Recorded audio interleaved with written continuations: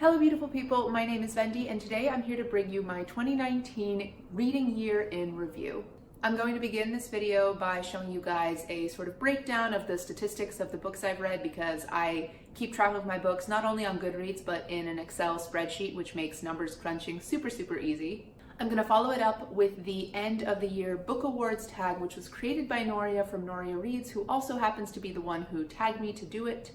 I'm going to finish off with a super brief description of my 2020 reading goals. There's a lot of ground to cover today, and it's my first video back after a little break, so I'm super excited to get right into it, so let's get started. So as far as statistical analysis goes, I'm going to take you to my little Excel spreadsheet where I keep track of all the books I read. I do this on top of Goodreads because this way I can sort of keep track of books I read by friends who maybe don't have a Goodreads page yet, plus I can keep track of my DNFs, my purchases, and then my fun stats, which is where I'm going to be taking you right now. Before I get to the actual fun bit of the fun stats, here are just some little fun numbers. So the total number of books that I read in 2019 was 134. Those books had an average rating of 4.13, which is much higher than it was last year, or pardon me, in 2018. Basically what that means is I've gotten better at predicting the sort of books I like, and I think DNFing the books that I don't like has actually helped bump that number up too. I'm really happy with a 4.13 rating. I know some people prefer more of a bell curve with their rating, but I like it high. It means I'm enjoying the books I'm reading. It means I know my tastes, and I think that's a victory for me. The average page count of these books is 366.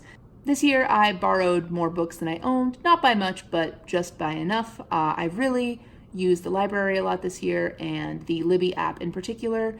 I would also like to read more nonfiction in 2020 because the ratio of fiction books to nonfiction books that I read was 65-1. So I read 65 fiction books for every one nonfiction book, and that's, I don't want it to even out necessarily. I really like reading for escapism, which I think this ratio demonstrates pretty well, but I think I would like to maybe more of a 10-1, 20-1 sort of thing, you know, because I do want to be a little more informed about the various happenings of the world, and I think nonfiction books are one way to gain insight of that sort. And here come the fun statistics.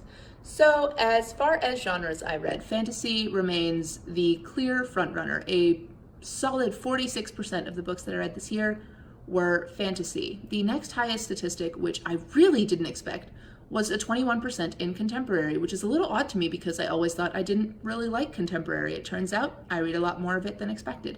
Science fiction lags a little bit behind that at only 18%, which is kind of odd because I've always considered science fiction one of my favorite genres. Turns out I don't read nearly as much of it as I thought, though it still makes up about a fifth of my overall reading, so I can't say that it's a small number.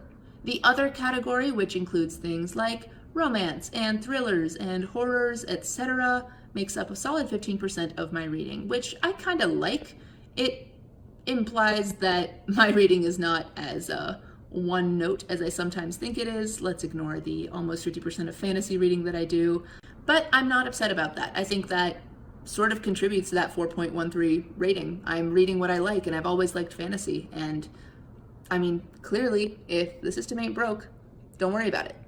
Moving on to the age range breakdown that I have going on here, I am not surprised to see that young adult books make up almost 50% of my reading. That is a solid 49% there. What I am pretty pleased with is that my new adult and adult books together, new adult being 4% and adult being 38% for a total of 42%, almost match the 49% of young adult reading that I've done.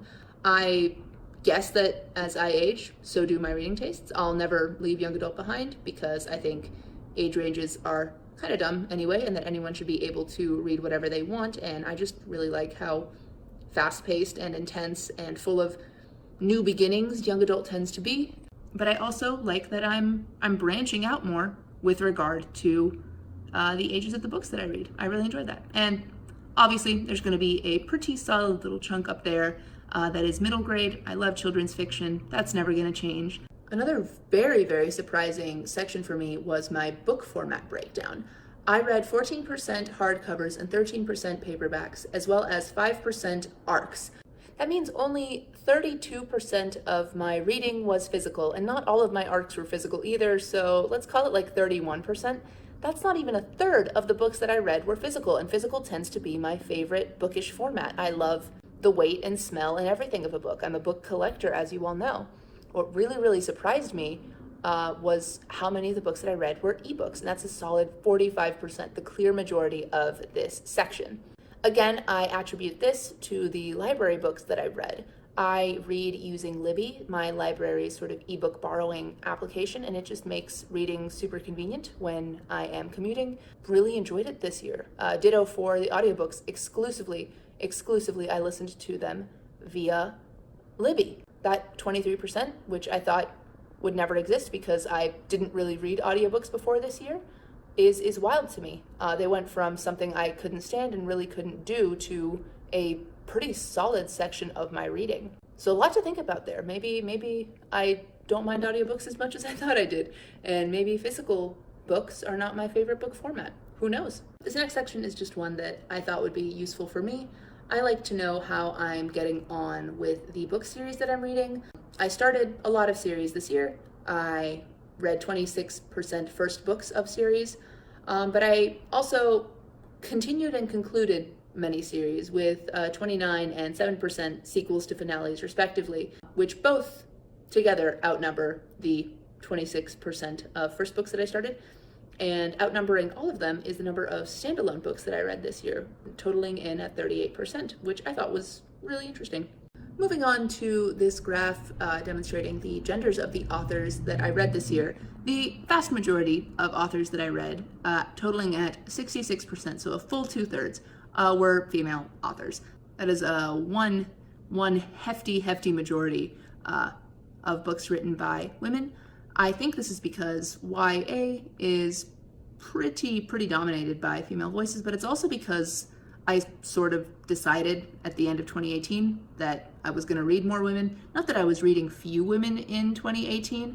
I just tended to like what they were writing better. I liked their depictions of women better. Perhaps this is one of the reasons why my average rating is at a 4.13 rather than a 3 point something or lower.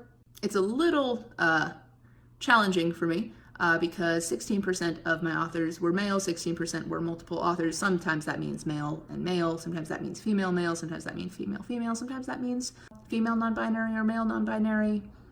Yeah, just a variety of authors. I didn't want to break that down further. And only 2% of my authors were just non-binary. That is a section that I would like to expand, and perhaps it's time to reintroduce some male voices into my reading as well, because this is just like an overwhelming majority, I think, looking at it like this. Overwhelming majority has nothing on this one, as we can see here. As far as my author's racial background goes, and this is a super oversimplification. I'm not taking into account geography, ethnicity, etc.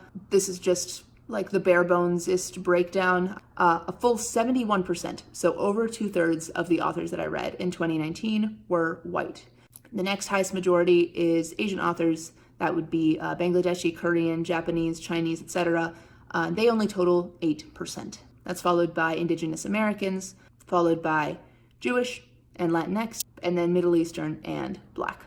I don't think I need to talk about how overwhelmingly white this is. What's kind of embarrassing for me, and I'm putting this in there because I want to be as transparent as possible about it, is I thought I was doing like a pretty solid job. I knew that I was reading majority white authors, but I thought that the breakdown would be more like 55-60%, not a full 71%. And I realized 55-60 is still like a clear majority that shouldn't be happening, because that's not what the world looks like. That's not what anything should look like.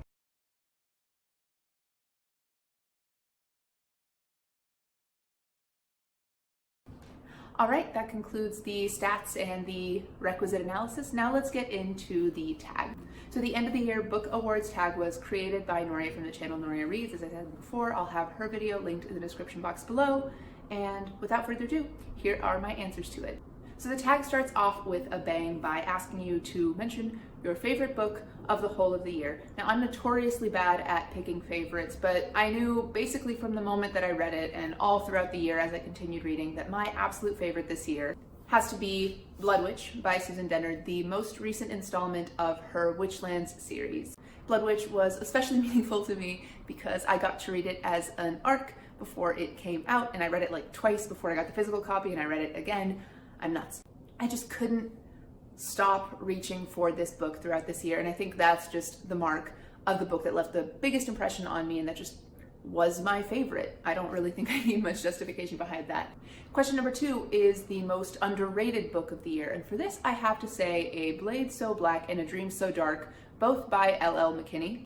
A Blade So Black is essentially if a black Buffy from Buffy the Vampire Slayer fell into the world of Alice in Wonderland and what sort of hijinks would ensue from there. It's an absolutely brilliant retelling of a classic story in a way that you don't really see Alice in Wonderland retold. In addition to the whimsy of Wonderland, you also get some really, really serious, heavy-hitting topics like imposter syndrome and trauma and the way that trauma manifests in certain intergenerational ways in certain communities. I really love the book, and I didn't really hear much buzz about it on BookTube, and I think that needs to change. I cannot wait to read that series again. Question number 3 is, what's your best DNF of the year? And by this, Noria mentions that she means, what book did you enjoy DNFing the most? But I have only recently gotten into DNFing books. Like, I only really started doing it in 2019. And it's a struggle every single time. I always feel really bad. I never relish in putting down something that I'd already invested some emotional effort into. It's going to be Down and Across by Arvind Ahmadi, but I just did not connect with the story. The writing felt a little juvenile, and I wasn't interested in the plot, you know? And I feel like if you don't really love the character, you don't really love the plot, and the writing's not hooking you, there's not really a reason to continue when there's so many other books to read. Question number 4 is the best backlist title.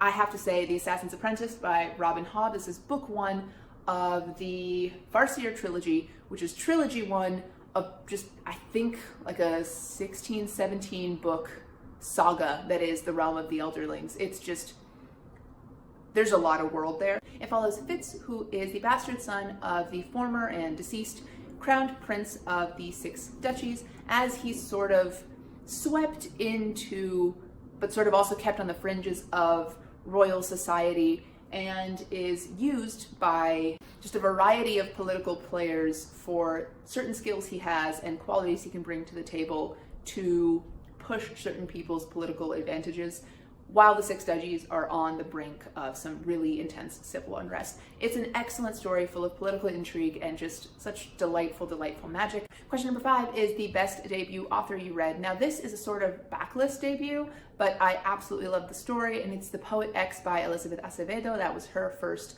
novel, and I fell in love with her writing style. I ended up listening to The Poet X on audio this summer when my reading slump was just sort of beginning to creep up on me, and it snapped me right out of it. The book is written entirely in spoken word poetry, and the audiobook is narrated by Elizabeth Acevedo herself, which I just think is perfect because she knows the exact cadence and weight to give to each word, and it was just a delightful experience hearing the words exactly as the author intended them to be spoken. The next question is pick your favorite male character of 2019, and for this I have to say Adam Parrish, but in college, from Maggie Stiefvater's Call Down the Hawk.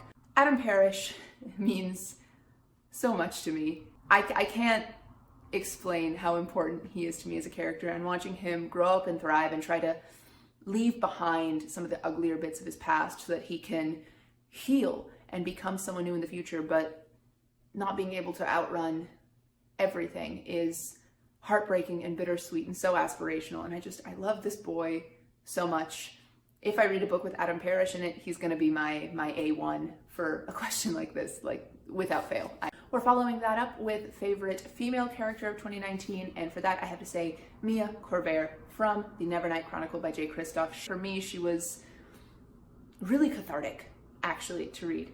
She is full of such rage and anger, and she uses it as fuel to get shit done.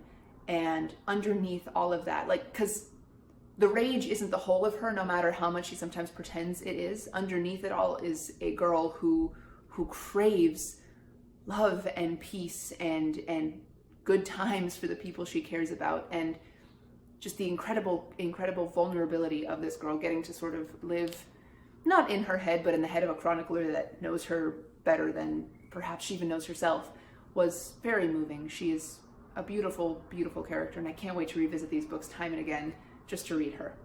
Question number 8 is pick your favorite non-binary character of the year. And now here, I'm not sure I can choose between two of them. For this question, I had a rough time, not only because I didn't read too many non-binary characters, but because all the ones that I read were pretty friggin' awesome. So what I'm choosing is perhaps not non-binary in the most strict sense, but I'm choosing Aiden from the Illuminate Files. Aiden is an AI that's gone completely haywire, but has a weird, twisted internal logic to their thought processes. And as an AI, obviously, no gender, you know? Some people call them he.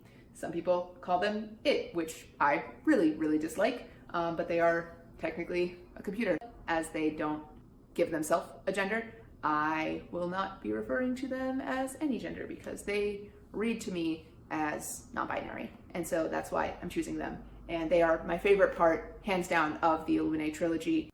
Question number 9 is, what is your most hated villain of 2019? I'm gonna go back to the Nevernight Chronicle and say Consul Julius Sceva. The type of power hungry that man is, the type of loathsome and self-serving creature he is disgusting.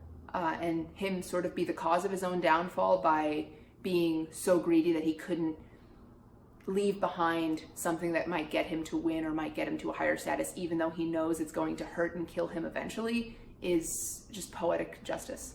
It was beautiful. I loved watching him fail in the end. Question number 10, what is your favorite ship of 2019? I reread the Clockwork Prince trilogy by Cassandra Clare, and my forever ship to end all ships is going to be Heron Greystairs. Jem, Will, and Tessa from that book series. I ship them as a polyamorous throuple. I love them so much. They can and have undying love for one another. I love it so much. After that, we have the best ensemble cast. I reread Maggie Stiefvater's Raven cycle, so I'm obviously gonna have to go with the Gangzy from that cycle, but especially in Blue Lily, Lily Blue, because in the climax of that book, they just worked together best, I think. The next question is, what's the saddest book you read in 2019? And I think I have to say A Monster Calls by Patrick Ness. It just hit me really hard. Trigger warning for the loss of a mother due to disease. I have not lost my mother, but the thought of it fills me with more grief than I can comprehend. So I'm going to stop thinking about it right away. Following that up with what was the funniest read of 2018, and I have to say Queenie by Candace Carty-Williams. The book itself doesn't have like a funny subject matter. It deals with some pretty serious stuff, depression being pretty high up there, but the narrator, Queenie, is just so funny. Every single thing that comes out of her mouth is just like, oh, you use humor as a coping mechanism. Same hat, honey. Love her so much. It's an excellent book. Definitely try it out. The next question is pick your favorite world, like the one that you'd want to live in. For this, I have to say The Tea Dragon Society by Katie O'Neill. I used to think that I wanted to live in a fantasy world that was full of swords and violence and fun, and maybe just playing a lot of D&D this year has quelled that urge a little, and maybe I just need some quiet, but I chose a very gentle, soft world. The next question is, what is your best dysfunctional relationship of 2019? Because some ships, let's face it, are just not great. For this, I have to say Victor and Eli from Vicious and Vengeful, both of which I read this year. They just can't quit each other, and it gets other people really seriously hurt or dead. And if that's not dysfunctional, I don't know what is.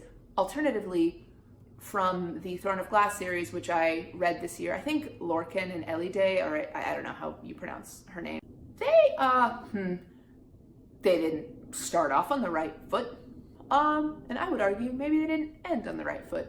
Ditto for Adian and Lysandra, because at the end there, he gets real slut-shamey and kind of terrible to her. And then, what we're supposed to believe, they just like get married after he dehumanizes her and leaves her out in the snow to die. It's just, a lot of the third of class relationships can definitely be pushed into the dysfunctional category. But I think Victor and Eli maybe take the cake just because of the external damage caused by the two of them. And the next couple are just best of genre-wise. So this is the best romance that I read in 2019, Red, White, and Royal Blue by Casey McQuiston. I can't keep a smile off my face when I think about it, so I think it has to win. The best sci-fi that I read in 2019, I read the entire Saga series by Brian K. Vaughan and Fiona Staples. It is a graphic novel adult science fiction series, and it's just beautiful. From the story to the art, chef's kiss. Definitely check it out.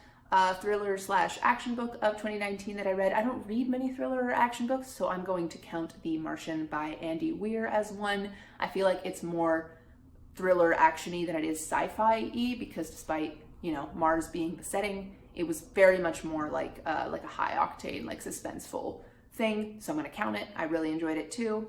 The best horror book I read in 2019, I am a horror scaredy cat, so I'm gonna choose It by Stephen King, because the horror elements were sort of sublimated beneath like interesting historical fiction and really cool character dynamics, which I really appreciated. I realized that I like horror better on film than I do in books. The best fantasy, because I've already said Blood Witch, I have to say the Red Sister trilogy by Mark Lawrence, because I read the whole trilogy and it was just so beautifully done. The best contemporary, I've already mentioned Queenie, so it wins. It was just really, really good. The best period or historical fiction, I have to say Waiting by Ha Jin. It was, God, such a beautiful, beautiful book. I didn't expect to like it as much as I did. The next question is your favorite writer of 2019. No surprises there. It's Susan Dennard. This year I read not only the Truth Witch sequel, Blood Witch, but I also read her entire Something Strange and Deadly series, concluding with Strange and Ever After. And in addition to that, I read her Wattpad book, The Executioners 3, which I'll have linked in the description box below, as well as participated from the very, very start in her Choose Your Own Adventure Twitter story, which is hopefully going to get turned into a book that's published one day, The Luminaries, and I just loved all of them. I love how she tells stories, and I like her as a person so tremendously. Just overall, 10 out of 10 author, 10 out of 10 person. The 24th question is pick a book with the best world building of 2019, and you know, I gotta say, The Priory of the Orange Tree by Samantha Shannon. How can it not be the book with the best world building?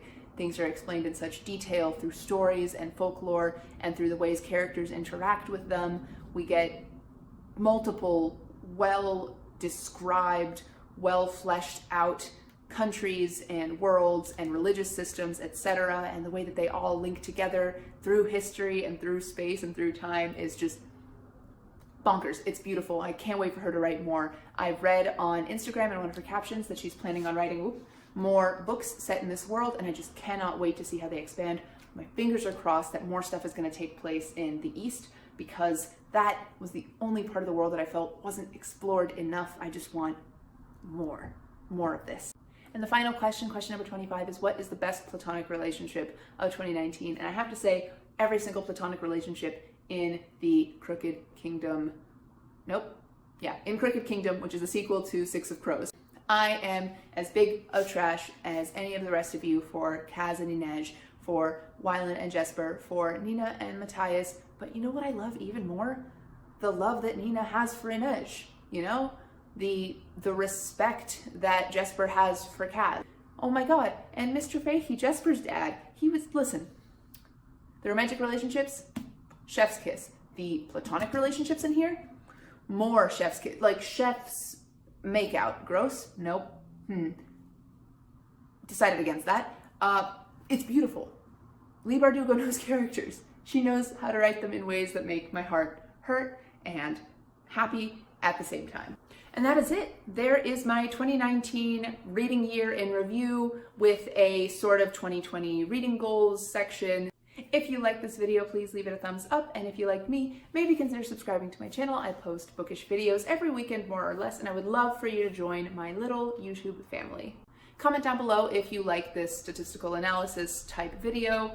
I will for sure be continuing to track my reading in this way. And if you are interested in sort of seeing updates as to how those spreadsheets are coming along, I would love to know that so I can share them with you and maybe provide you with templates in case you're trying to do the same thing with your reading. And we can start a whole data analysis trend on here. I think it would be super, super fun and super, super useful, particularly for those of us like me who are definitely trying to expand upon their reading, make it more diverse, make it reflect the world a little better so that it can influence my worldview a little better, because that's really all we're here for, right? That's all I have for you guys today. Thank you so much for watching this video, and I hope to see you with the next one very, very soon. Goodbye.